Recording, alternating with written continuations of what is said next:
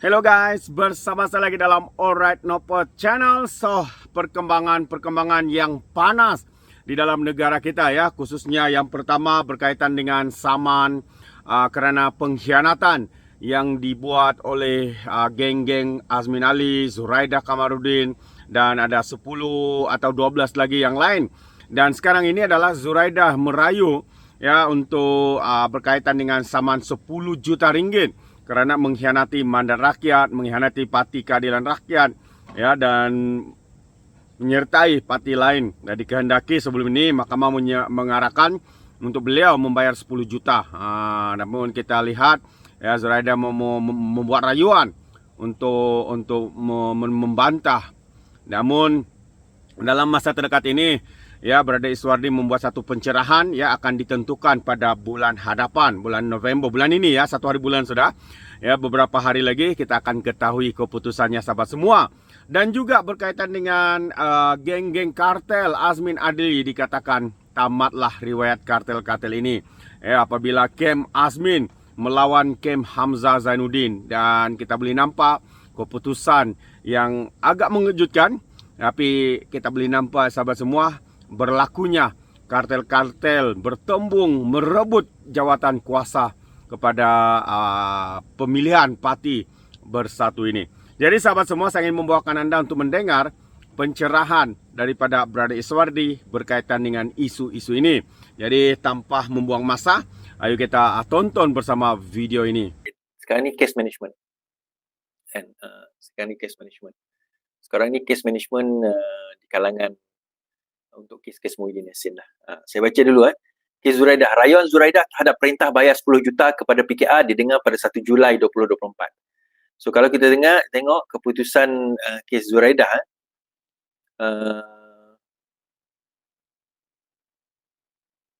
okey.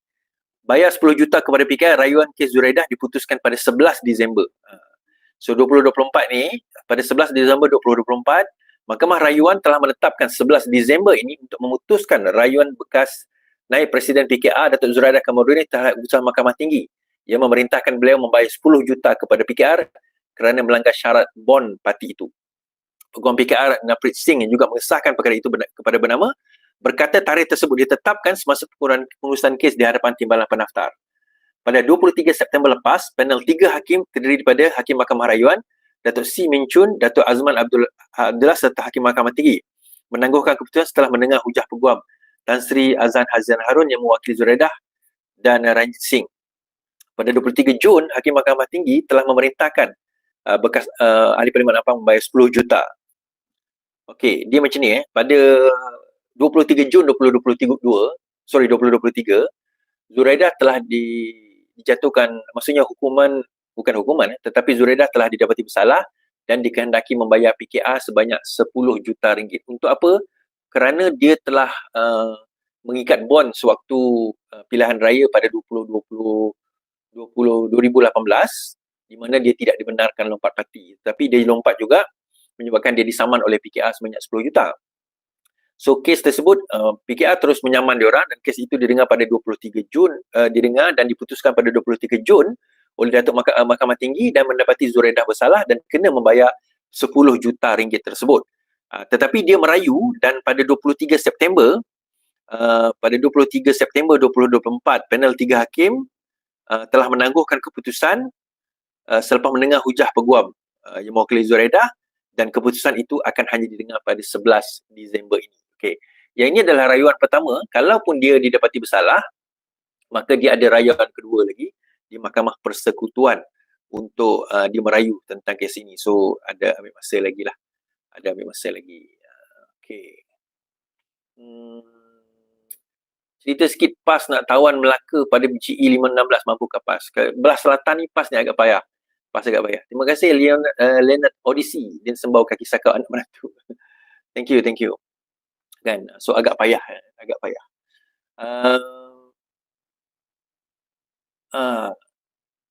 Ya, betul. Kan, dah mengaku, Sanusi pun dah mengaku kes dia. Dia mengaku Sanusi telah memohon maaf dan dengan pengakuan maaf itu sebenarnya Sanusi telah mengaku bahawa dia bersalah. Okey, dia telah mengaku bersalah. Baik. Tentang RUU Mufti hari ini saya nak cerita RUU Mufti ni. Seorang pensyarah UIA yang juga dalam podcast saya. Terima kasih. Ustaz Abu Hafiz saran tukar Mufti Menteri Agama. Seorang ahli akademik di UIA menyarankan agar Menteri Agama Muhammad Naim diganti dengan tokoh lain bagi menangani isu kemenderaan undang-undang. Malah menurut Abu Hafiz, kerajaan juga perlu memberi pertimbangan kepada cadangan agar seorang tokoh lebih baik dipilih menduduki jawatan Mufti Wilayah Persekutuan. Mengulas mengenai kemelut berkenaan yang sehingga kini belum menampakkan jalan keluar, Abu Hafiz berkata semakin terserlah agenda pihak yang memperjuangkan RUU tersebut. Merujuk kepada petikan video pendek penjelasan Mufti Wilayah Persekutuan mengenai RUU berkenaan, Abu Hafiz berpendapat matlamat itu digubal bukanlah terhad kepada pemilihan mufti di negeri tersebut semata-mata. Alhamdulillah, maka benarlah apa yang didakwakan sebelum ini, bahawa RUU Mufti Wilayah ini tidak hanya bermaksud pemilihan mufti dan timbalan. Ia bahkan dipaksakan ke atas tidak sahaja masyarakat Islam, wilayah persekutuan, tetapi disebut seperti dalam transkrip ucapan itu seluruh negara. Ia juga mengesahkan melalui RUU tersebut akan dengan secara langsung dan tidak langsung menganggap apa-apa aliran selain yang ingin ditakrifkan dalam RUU itu, iaitu Asy'ariyah Maturidiyah, sebagai sesat. Jadi lepas ni ramailah kena sesat, tuan-tuan. Dan ini yang dianggap sebagai membunuh semangat madani. Ada yang pertikaikan. Dia kata, kenapa nak pergi bising pula hal kerajaan madani ni. Saya kata, kenapa kita tak boleh bising pasal benda yang salah dibawa oleh orang yang bukan dalam parti kita pun. Menteri Agama ni, tuan-tuan, dia tak ada parti pun. Kan, tiba-tiba dia nak bawa satu benda yang bercanggah dengan semangat reformasi itu sendiri. Semangat reformasi bersifat inclusivity. Inklusif arti kata kita embrace, kita buka. Kan, kita ambil semua aliran yang mana di bawah payung Ahli Sunnah wal Jamaah, walaupun dia Asy'ari, Maturidiyah, Asari, Salafi, Ahlul Hadis dan sebagainya, sebagaimana yang di-recognize oleh alim ulama.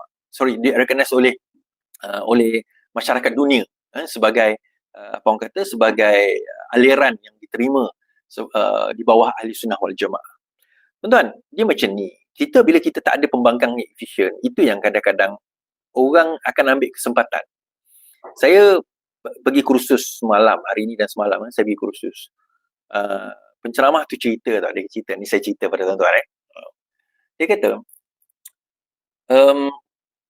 tuan-tuan tahu tak antara makanan Jepun ni adalah sashimi. Sashimi ni diambil daripada ikan yang mentah, dibuat, diproses mentah, jadi dimakan. Dan biasanya ikan ni, sashimi ni dia akan guna ikan tuna. Right. Dan ikan terbaik adalah ikan yang fresh. Maksudnya potong sup terus makan. Oh, itu ikan fresh. Tapi isu dia setelah sekian lama, ikan dekat Jepun yang bahagian pantai ni dah habis. So mereka terpaksa keluar jauh sikit daripada pantai Jepun. So nak pergi ke pantai Jepun tu mengambil masa kira-kira mungkin 2 hari, 3 hari. So by the time dia pergi, dia tangkap, dia patah balik, ikan tu dah tak fresh. So macam mana nak selesaikan masalah ikan tak fresh? So dia bagi kepada chef potong, dia dah fillet sebagainya, dia rasa tak fresh, dia kata. Kena ikan fresh. Jadi dia buat macam mana? Dia pergi, dia bawa ice box. Dia bawa ice box besar. Dia tangkap ikan tuna, letak ice box, dia bawa balik.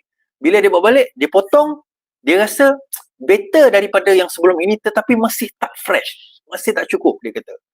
So dia kata sebenarnya ikan tuna dia cepat mati. So the only way adalah dia kena pastikan ikan itu ikan yang hidup. Jadi untuk pastikan ikan hidup, so dia buat kontainer, buat tank di mana letak ikan tuna tu. Jadi ikan tuna tu hidup sewaktu dalam perjalanan tu dia masih hidup. Nak bawa balik pun masih hidup. So dia bawa balik kepada chef pun potong, ikan ni hidup Bila chef filletkan ikan tu, dia kata lain, better daripada ikan yang mati ataupun di ais, tetapi masih lagi tak fresh. Kemudian dia orang pelik. Dia orang kata, ikan ni hidup. Ikan fresh sebelum ni hidup juga. Tapi kenapa ikan yang hidup sebelum ni tu lebih baik daripada ikan yang hidup yang ni? Dan dia orang kaji orang Jepun kan, dia suka mengkaji kan. Dia mengkaji. Dia tengok, dia lihat, dia kata sebenarnya ikan tuna ni ikan yang jenis bergerak. Dia sentiasa bergerak. Kalau dia tak bergerak, dia punya meat dia ataupun daging dia tu tak sedap. Dan dia bergerak ni ada sebab 2 faktor. Satu faktor dia kejar ikan, dia kejar makanan. Padahal on the way dia balik tadi tu dia bagi ikan, dia bagi makan. Tapi tak cukup. Rupanya satu dia nak kejar makanan, so dia bergerak. Satu lagi, dia apa tuan-tuan? Dia dikejar oleh dipanggil shark ataupun jerung. Jerung kejar dia sebab nak makan dia kan, so dia lari. So dia realise bahawa sebenarnya aktiviti ketakutan ataupun stres yang dihadapi oleh ikan tuna tu menyebabkan daging dia elok. Jadi apa yang orang Jepun ni buat? So akhirnya mereka introduce shark. Mereka perkenalkan apa orang kata ikan jerung di dalam tank itu supaya ikan tuna tu bergerak. Dan akhirnya bila sampai ke pantai, betul ikan tu pun cantik. Now, apa poin cerita saya ni tuan-tuan? Poin saya cerita saya ni berkenaan dengan bila ada orang contohnya seperti Menteri Agama atau mana-mana menteri sekalipun lah membuat satu undang-undang unilateral. Unilateral ni dia buat undang-undang, dia suruh kita pakai undang-undang tu tetapi dia tak berani berdebat, dia tak berani berwacana, dia tak berani berjumpa, dia tak berani menerangkan depan orang ramai, dia cakap sorang-sorang depan TV, lepas tu dia harap semua ahli parlimen sokong dia. So, bila tak ada ramai, tak ada orang yang berbunyi, jadi kena ada syak. Syaknya antaranya saya lah. Antaranya Abu Hafiz lah, antaranya Ustaz Wanji lah, antaranya Faizal dan juga rakan-rakan yang lain lah yang berbunyi. Kita kata, kita nak pastikan bahawa negara ni negara yang baik. Sebab itu demokrasi ni dia ada check and balance. Yang balance tu, yang check dan juga bagi balance tu, itulah syak. Supaya memastikan bahawa kita tak akan buat undang-undang sesuka hati kita. Kita tak akan buat undang-undang yang menyebabkan undang-undang itu akhirnya akan menindas pihak yang lain. Kita mungkin tak bersetuju dengan pihak itu. Itu tak ada masalah. Kita tak bersetuju dengan, contoh, Salafi tak bersetuju dengan akidah Asy'ariyah Maturidi. Asy'ariyah Maturidi tak bersetuju dengan akidah Salafi ataupun cara pandang Salafi. Itu tak ada masalah. Tetapi itu tidak mengeluarkan mereka daripada ahli sunnah wal jamaah. Sepatutnya. Tetapi bila kita dah bersifat inklusif, lepas itu kita buat undang-undang, kita tak bagi orang bahaskan undang-undang itu, kita tak bagi pula peluang dan ruang orang lain untuk berbicara dan juga berbincang tentang perkara tersebut. Di situ kita persoalkan di mana madaninya kerajaan ini bila di bawah seorang menteri agama yang tak ada parti pun. Kan? Nak aku cakap. Saya tak ada masalah. Saya daripada Parti Keadilan, presiden saya Perdana Menteri. Takkan kau tak boleh cakap dengan Anwar Ibrahim ni? Ini cakap lah ni. Tuan-tuan lah kena sampaikan. Pada Datuk Seri Anwar Ibrahim, saya pun sampaikan jugalah. Bahawa akta itu nanti akan menyusahkan umat Islam. Kita ni tuan-tuan, dah lah sibuk nak bergaduh dengan geng-geng yang mentakfirkan daripada PAS. Geng-geng JISB, skibidi-bidi. Kita duk sibuk dengan umat Islam yang miskin. Orang Melayu kita, pekerjaan tak cukup, tak berkembang ekonomi. Kita nak timbulkan satu masalah baru lagi ni, kenapa? Perbincangan, perbahasan soal Salafi, Maturidi, Asy'ari dah habis lama dah. Patutnya kita dah move kepada benda yang lebih besar. Dan bercakap soal reformasi, ni pun saya tak setuju juga. Demo anti Anwar, pemimpin pejuang disiasat kerana menghasut.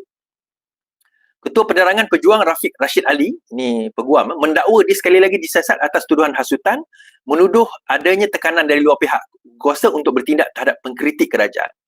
Rafiq sebagai peguam, dia kata dia dihubungi oleh IPD Dangwangi untuk disoal siasat pada 2:30 petang. Laporan polis telah dibuat berkenaan ucapan saya dikatakan tular di media sosial. Ucapan tersebut semasa saya berada di perhimpunan Gelombang Selamatkan Malaysia di Perak pada 27 Julai. Pihak polis menyatakan disiasat di bawah Akta Hasutan dan juga Akta SKMM. Saya akan hadir ke Dangwangi 2:30. Malaysia kini telah menghubungi polis daerah Sulizmi Afendi untuk mendapat balas lanjut. Rafiq berkata dia akan disiasat di bawah Akta Komunikasi. Kenapa dia disiasat tuan-tuan? Kerana pada Julai lalu Rafiq disoal siasat di bawah Akta Hasutan atas ucapannya yang menggelar Perdana Menteri Malaysia sebagai scammer atas dakwaan janji yang tidak dipenuhi. Ini pun saya tak setuju.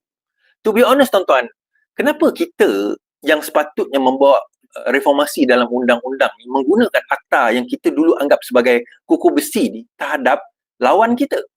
Sebab itu saya tak setuju. Kalau sekiranya mereka menggunakan hujah Anwar scammer, kerajaan tak buat, kita bukan engage dengan cara undang-undang, bukan engage dengan cara menekan. Kalau kita nak engage dia orang, kita buat dialog. Kita buat pertemuan, kita buat perbincangan, kita buat perdebatan. Saya jemput. Saya tak guna kekerasan, saya tak guna akta saya jemput. Of course level saya, level influencer lah kan.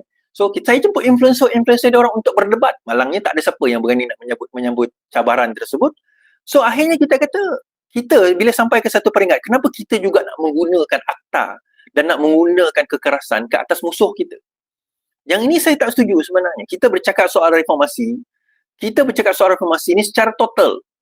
Sepatutnya Menteri KDN iaitu Yang Berhormat Datuk Seri Saifuddin Nasution melihat perkara ini. Janganlah hanya kerana Rafiq ini disiasat bercakap Anwar itu scammer, maka dia disiasat di bawah Akta Hasutan. Dan percayalah tuan-tuan, kalaupun dia didakwa di bawah Akta Hasutan, dan saya rasa Rafiq pun tahu benda ini, dia akan didapati tidak bersalah kerana Akta Hasutan telah dipinda, di mana kalau sekiranya mana-mana orang mengkritik kerajaan atau Perdana Menteri tidak dianggap sebagai menghasut. Sejak 2012, Akta Hasutan telah pun dipinda oleh kerajaan pada waktu itu. Sesiapa yang mengkritik kerajaan dianggap tidaklah dianggap sebagai menghasut. So buang masa je. Kes saya boleh recite kes apa, Adam Adli. Adam Adli dia masa tu dia buat demonstrasi, dia ditangkap bawah Akta Hasutan, bersalah 12 tahun penjara, 12 bulan penjara, dibawa Akta Hasutan oleh Mahkamah Session. Dia bersalah oleh Mahkamah Tinggi. Kemudian di bawah Mahkamah Rayuan menggugurkan kes tersebut kerana pada waktu itu akta telah dipinda. Apabila seseorang telah dikatakan mengkritik kerajaan, itu tidak dikira sebagai hasutan. Tapi dia didakwa di bawah SKMM. Itu saya kata tadi. Kenapa nak guna SKMM ke atas pembangkang? Bagi saya tak perlu, tuan-tuan. Kalau betul kita engage diorang dengan perdebatan. Rafizi buat tu betul. Dia buat bakar menteri. Dia panggil siapa dia panggil Lim Siansi. Dia panggil Lim Siansi, dia panggil Papu Kari. Dia panggil orang yang tak puas hati dia dalam podcast. Buat perdebatan, buat perbincangan. Biar rakyat menilai. Itulah sepatutnya the way forward kita dalam kerajaan ini. Ini kadang-kadang saya dalam minta maaf lah kawan-kawan saya juga. Kadang-kadang kita ni, kalau kita tak pandai berhujah dengan orang, jangan kita tiba-tiba pandai nak mensuggestkan benda yang dulu kita tentang. Adalah yang bawa ni tiba-tiba. Kita kena kembalikan ISA, tangkap jadi orang semua ni. Saya kata kenapa? Kalau kita tak pandai berhujah dengan dia orang, tak tahu macam nak berhujah dia orang, jangan gunakan benda yang dulu kita lawan. Kita nak berhujah, kita berhujah. Saya berhujah, saya tak ada masalah. Kau boleh Lais, kau pandai. Yalah, panggillah orang yang pandai. Kau tak pandai, kau jangan buat. Kan, kau tak pandai, kau jangan buat. Panggillah yang pandai. Saya kata Rafizi ada, kita buat podcast. Saya pun ada buat podcast. Kalaupun bukan saya berhujah, kita boleh panggil pihak-pihak untuk berhujah dalam isu tersebut. Hari itu saya buat berani semuka. Siapa saya jemput, tuan-tuan? Bersih. Pengurusi Bersih, Saudara Faizal tu saya jemput. Sebab dia mengatakan bahawa kerajaan Madani ni daripada segi reformasi dia bagi F. Saya kata reformati. Dia kata tak setuju tajuk tu. Tak apalah, itu tajuk clickbait saya kan. Saya panggil dia, saya panggil Datuk Rom. Saya letakkan mereka berdua di bawah satu pentas. Saya bagi mereka masa. Saya bagi Faizal masa 10 minit bercakap. Saya bagi Tok Rom 10 minit bercakap. Lepas tu dia orang pun membentangkan benda dia membentangkan. Itulah sepatutnya menjadi asas tunjang kepada demokrasi Madani. Muslim Demokrat. Di mana kita, kalau kita ada rasa ketidakpuashatian, kita bawa kepada perdebatan, perbincangan, wacana, dialog. Kita bertukar pemikiran. Dan kita kena faham, tuan-tuan, kita ni bukan yang sempurna. Ada benda yang kita elok, ada benda yang kita kurang. Mungkin kurang kita tu, pembangkang tu mungkin boleh tegur dan mungkin kita boleh perbaiki kurang kita. Itu adalah lebih baik. Kan, daripada kita nak guna macam ni, kenapa? Ada yang kata lepas ni, so kau nak jadi pembangkang ke? Bukan. Isunya adalah prinsip adalah prinsip. Prinsip adalah prinsip. Bila pembangkang buat demo, tak apalah dia nak buat demo. Itu hak dia di bawah perlembagaan, hak dia nak buat demonstrasi. Dia nak kata apa kepada Perdana Menteri? Dia kata selagi tak fitnah, selagi bukan 3R. Katalah. Tetapi kalau dia betul-betul anak jantan, kita debatlah isu tersebut. Kita debat isu tersebut. Macam RU Mufti jugalah. Jangan dia macam RU Mufti kan. Dia duk cakap seorang-seorang, buat pergi TV Hajarah, pergi IKIM, pergi RTM, cakap seorang-seorang. Kenapa cakap seorang-seorang? Kenapa tak panggil kita untuk tanya soalan? Kan? Kurang-kurang je kita kata pas dulu, berani lah nak panggil pasal isu hudud tu kan. Okay. Bawa kepada saya kepada kartel nafas, cerita nafas ni tuan-tuan, kartel baja. Dan SPRM tahan individu berkenaan dengan kartel baja bernilai 1.8 bilion. SPRM tahan 2 individu termasuk pengurusi syarikat. Suruhanjaya, SPRM menahan reman 2 lagi individu termasuk pengurusi syarikat yang merupakan warga asing berhubung projek pembelian baja padi oleh sebuah pertubuhan pertanian. Nafas lah ni. Menurut sumber, perintah reman selama 5 hari telah dikeluarkan oleh pendaftar. Jelasnya, tindakan reman dibuat setelah SPRM membuat permohonan tersebut di Mahkamah Magistrate Putrajaya. Kedua-dua suspek berusia 40-50 tahun. Hasil siasatan awal mendapati suspek utama yang merupakan pengurus bahagian promosi dan pemasaran pertubuhan tersebut telah menerima sebut harga daripada sebuah syarikat yang terlibat untuk mendapatkan kelulusan daripada pengurusi pertubuhan, katanya. Sumber berkata pengurusi pertubuhan telah memberikan kelulusan melantik syarikat asing itu tanpa perbandingan harga. Dia tak buat comparison harga tu melalui lembaga pengarah. Katanya kontrak baja, pembekalan baja bernilai 60 juta dibuat secara runding terus dalam tempoh 6 hari saja. Bersekitar bila tuan-tuan? Jun 2022. Ingat Jun 2022. Madani tak jadi kerajaan lagi. Sedangkan jelasnya syarikat asing itu tidak pernah mendapat apa-apa kerja daripada pertubuhan tersebut. Okay. Now, kawan saya cerita baru-baru ni kan. Agensi yang sama kot, saya rasa. Agensi yang sama. Dia ni researcher dekat salah satu IPTA. So, dia ada satu produk yang baik lah untuk pembangunan. So, dia nak jual pada agensi pertubuhan tersebut. Tak dapat. Dia nak jual, tak dapat. Dia jual, tak dapat. Pada harga masa itu, kalau tak silap saya, RM10 sekilogram. So, akhirnya apa dia buat? Dia engage satu kartel ni, syarikat ni. So, dia jual kepada syarikat tu RM10. Syarikat tu jual pada pertubuhan itu RM50. RM50. So, akhirnya company tu beli benda yang sama, produk yang sama, tapi kerana apa? Takkan bodoh sangat orang nak tengok produk yang sama RM10, produk yang sama RM50, tapi dia ambil RM50 itu kerana apa? Berkemungkinan ada deal dia. Ada dia punya cerita dan cara. So, orang macam ni, benda macam ni lah sebenarnya kalau kita tonton, saya nak beritahu. Kenapa negara ni teruk, susah, itu, ini, tata kelola. Kenapa Datuk Seri Anwar Ibrahim sebut tata kelola, kartel, maha kaya dan sebagainya. Inilah dia. Dia kaya kerana usaha dia buat bisnes dia betul-betul, tak ada masalah. Tapi ada di antara mereka, dia bukan masalah kaya tuan-tuan. Dia masalah dia menindas. Lepas tu, dia guna sistem, dia rasuah kepada sistem itu. Membawa saya kepada satu kes kalau tuan-tuan ingat kes YTL, One Bestari Net kan. SPRM pertimbang pembelaan YTL janji segerakan siasatan. SPRM memberitahu mereka akan mempertimbangkan terhadap pembelaan sebuah syarikat yang sedang disiasat berhubung One Bestari Net. Menjanjikan siasatan yang adil, Ketua SPRM Azam Baki berkata penelitian kes itu masih di peringkat awal dan tidak boleh diputuskan, termasuk membabitkan pertikaian teknikal di antara KPM dengan syarikat. Ketua SPRM Azam Baki berkata siasatan masih dijalankan termasuk melibatkan isu teknikal di pihak KPM dan juga YTL. Kami akan pertimbangkan pembelaan yang dikemukakan oleh YTL. Pada masa ini adalah terlalu awal untuk membuat sebarang kesimpulan kerana siasatan ini melibatkan pertikaian teknikal berkaitan penyampaian projek di antara KPM dan YTL. SPRM akan berusaha mempercepatkan siasatan. Semalam media melaporkan YTL Power mempertimbangkan kemudian mengambil tindakan undang-undang ke atas mana-mana pihak yang menuduh mereka terlibat dengan salah laku berhubung kontroversi projek 1 Bestari Net. Menurut KPM, One Bestari Net ialah yang dilaksanakan kerjasama YTL pada 2011. KPM menganugerahkan kontrak selama 15 tahun bernilai 4.1 bilion kepada YTL Communication bagi pelaksanaan projek tersebut.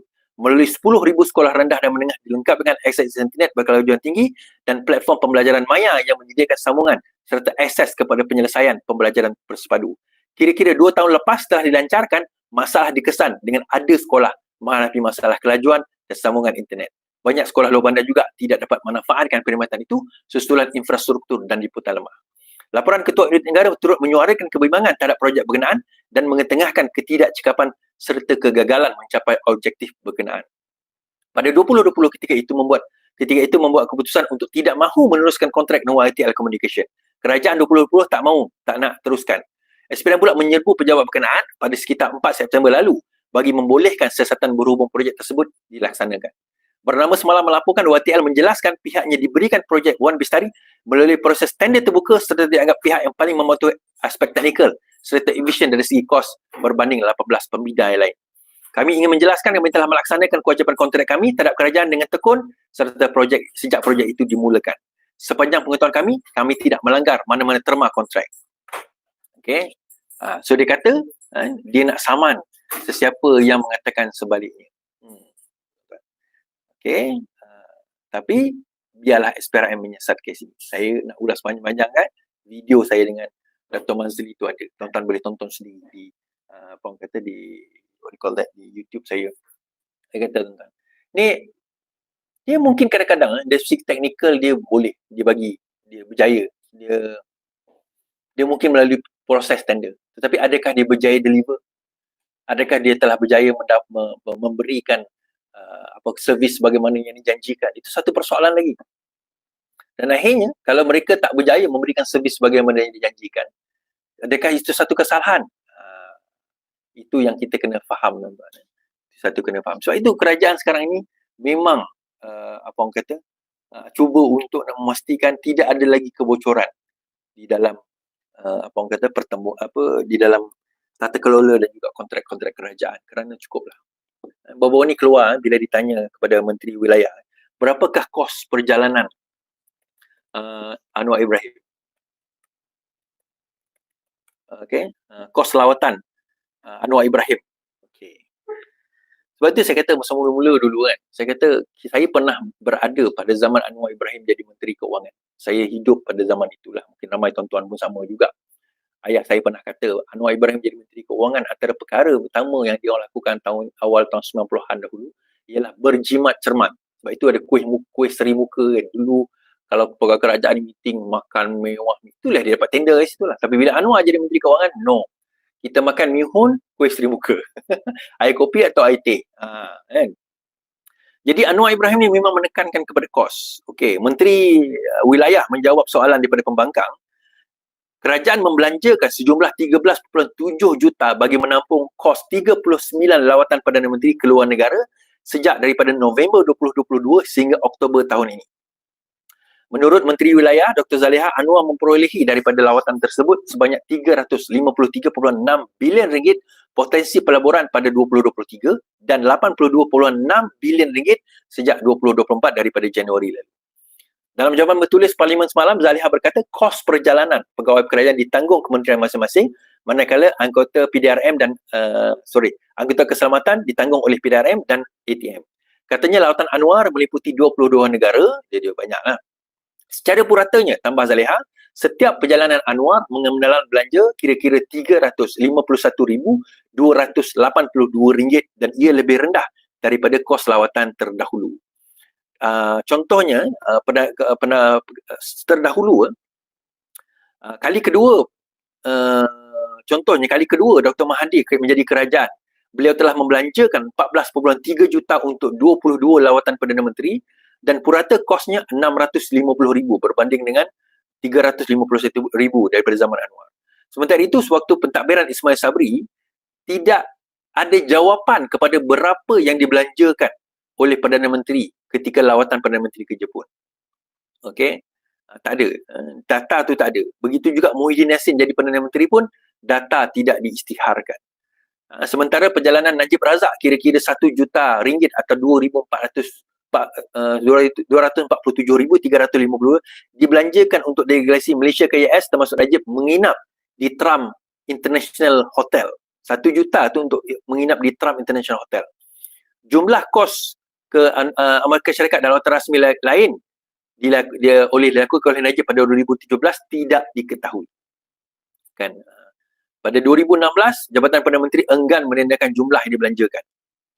Antara Mac 2008 sehingga 2013, Parlimen diberitahu 44.07 juta dibelanjakan perjalanan Najib ke luar negara. Bagaimanapun, jumlah perjalanannya pula tidak didedahkan. Dia kata berapa banyak. Jadi bagaimana Datuk Seri Anwar Ibrahim cuba menekankan supaya kos itu, kita nak keluar negara, yalah entourage kita bawa dan sebagainya dengan kos penginapan dan sebagainya, tetapi dalam masa yang sama dia bawa balik pulangan, itu satu hal, dan dia cuba kurangkan kos perbelanjaan tersebut. Malah hampir 50% lebih rendah daripada zaman Mahathir 1.0, 2.0 yang akan dia Perdana Menteri kali kedua tu. Okey, habis kat situ. Alright tuan-tuan. Kita buat cerita pertemuan di antara Kem Azmin dan juga Kem Hamzah yang saya sebut hari itulah. Alright. Ada pertemuan baru-baru ini. Pertama, contohnya dalam pemuda kan, Hilman ada bertanding, Hilman Adung Nobak dia bertanding. Dia bertanding ketua pemuda. Pada awalnya yang menang dalam undian pertama ialah Akmal Zainal Zahir. Kiraan pertama tu dia menang. Dia menang dengan jumlah undi tak banyak lah.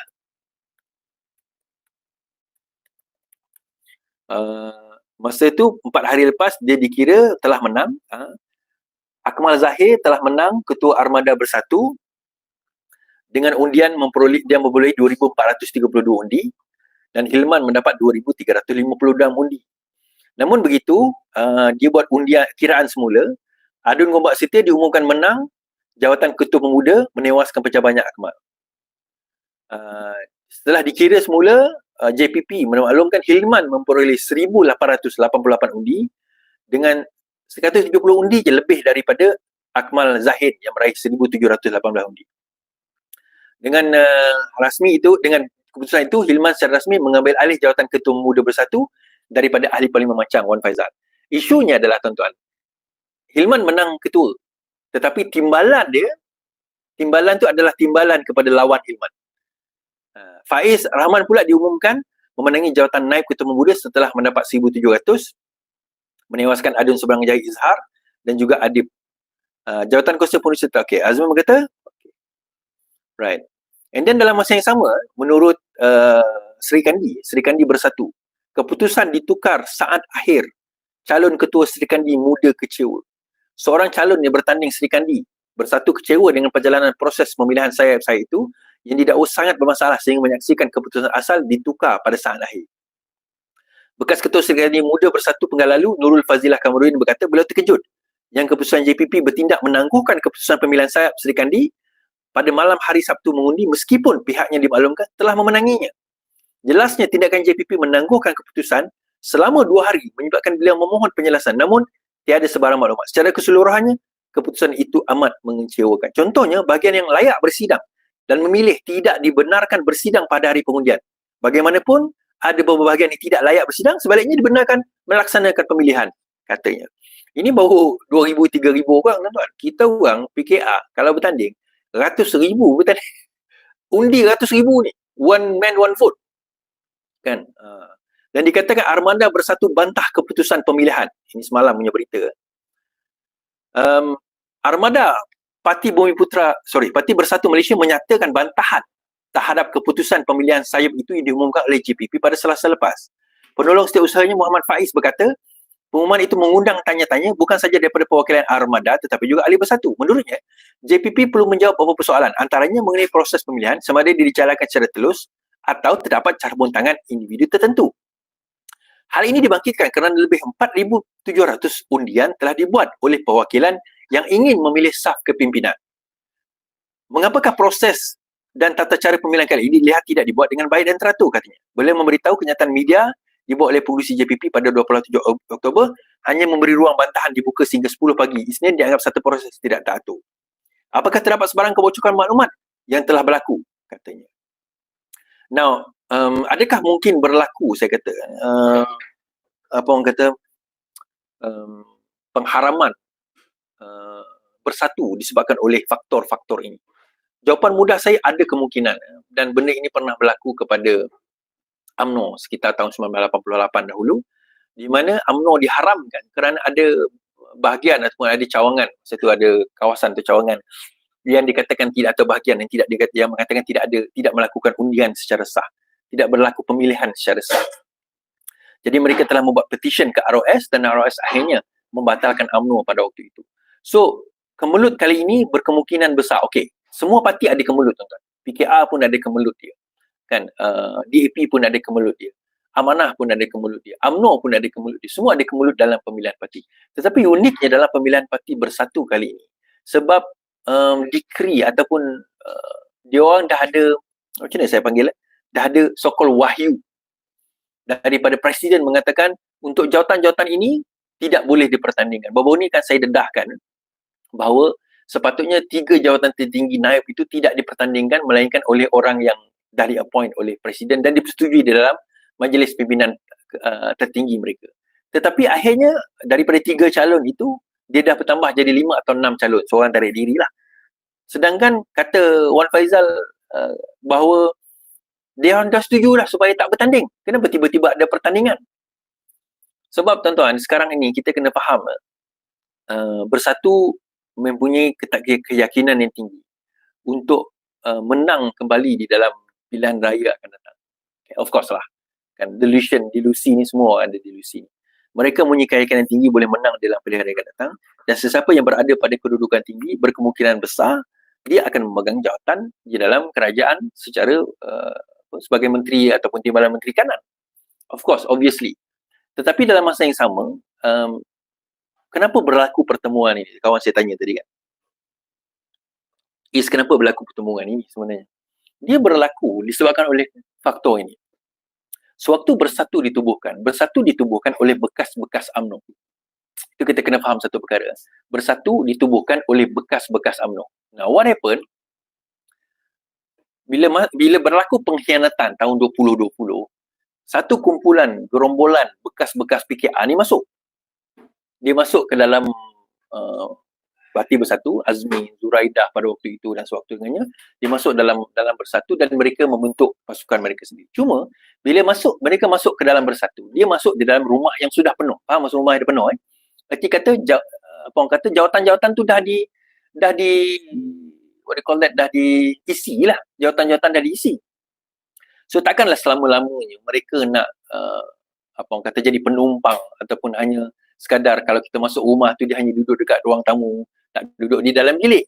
Faham maksud saya juga, analogi saya kan. Jadi tak nak mereka nak bertanding. But of course bagi mereka yang dah ada jawatan, dah ada nama kat situ, yang menubuhkan parti dan sebagainya, mereka merasakan bahawa golongan ini adalah golongan yang pendatang. Jadi golongan pendatang kenapa nak sibuk-sibuk nak pegang jawatan tinggi? Tak perlulah. So berlaku pertembungan. So pertembungan inilah yang saya pernah kata dahulu, masalahnya bila Azmin masuk dalam tim Bersatu dan geng dia masuk dalam tim Bersatu, dia nak jadi apa? Azmin ni dia datang daripada PKR, geng Azmin ni, dia memegang jawatan tinggi, timbalan presiden, naib presiden, ketua pemuda, dan sewaktu dengannya dia memegang jawatan yang tinggi. Tiba-tiba masuk ke dalam Parti Bersatu, dia tak ada apa kecuali Azmin. Itu antara sebab kenapa Zuraidah marah, kenapa Zuraidah tarik diri daripada Bersatu dan akhirnya menyertai Parti Leriseng, PBM, Parti Bangsa Malaysia, dan kemudian keluar. Kerana apa? Kerana pada waktu itu dia memegang jawatan menteri tetapi dia tidak ada jawatan di dalam parti. Ada jawatan di dalam parti. Dia ada jawatan di dalam parti tetapi orang-orang dia tak ada. So seolah-olah dia di-isolatekan, dia dipisahkan. Kerana itu memang taktik biasa dalam politik. Kan? Kau tak boleh bawa ketumbukan kau kerana kau akan jadi kuat. So dia disekat, di kiri kanan disekat. Malah dia bukan Zuraidah, dia bukan setakat disekat oleh geng-geng Bersatu yang mana bekas UMNO, dia juga disekat oleh geng-geng Azmin sendiri. Kenapa tuan-tuan? Sebab position dia satu je. It's either Zuraidah or Azmin. So mereka berlumba di atas satu posisi. So masing-masing tarik-menarik dan dalam isu itu Zuraidah kalah. Zuraidah kalah. Ada yang tanya juga nanti kan, dia kata, dalam PRU akan datang kau rasa siapa pertandingan besar? Saya nampak sebenarnya the next election, pertandingan besar tu akan berlaku di antara Pakatan Harapan dengan PAS. Di situ pertandingan besar itu akan berlaku. UMNO macam mana UMNO unless dia dapat keluar daripada kemelut yang dia hadapi sekarang ini, saya nampak dia akan ada kesukaran. Saya bukan kata dia tak boleh, dia ada kesukaran. Dia kena keluar daripada kemelut yang dia ada, yang dia hadapi sekarang ini. Apa kemelutnya? Antaranya di antara adalah Zahid versus Najib. One MDB semalam saya beritahu kan, yang Najib dia ada prima facie. Dia ada prima facie. Itulah cerita saya tuan-tuan.